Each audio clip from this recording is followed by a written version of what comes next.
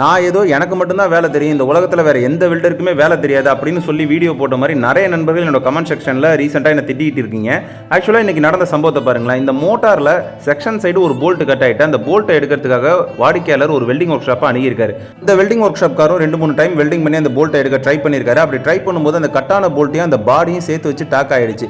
சரின்னு சொல்லி ஓட்டை போட ட்ரை பண்ணியிருக்காரு. அப்புறம் ஓட்டை போடும்போது சென்டர் பஞ்சை வச்சு தட்டியிருப்பார் போல், டப்புன்னு அந்த காது மட்டும் உடச்சிக்கிட்டு வந்துட்டு அதை வெல்டிங் அடித்து சரி பண்ணி திரும்பவும் ஓட்டை போட்டு அந்த வெல்டிங் ஒர்க் ஷாப்புக்கு கொடுத்துருக்கலாம். ஆனால் அவர் என்ன சொல்லிட்டாரு, இது வெல்டிங் அடித்தா நிற்காதுன்னா பழைய இரும்பு கடையில் ஏதாவது பாடி இருந்தால் எடுத்துகிட்டு வாங்க, அதை நம்ம மாட்டிக்கலாம் அப்படின்னு சொல்லி அமைச்சிருக்காரு. இந்த வாடிக்கையாளரும் சுத்தோட இடத்துல ஃபுல்லாக அலைஞ்சு பார்த்துட்டாரு. அவர் பம்புக்கு ஏற்ற மாதிரி எந்த பாடியும் கிடைக்கல.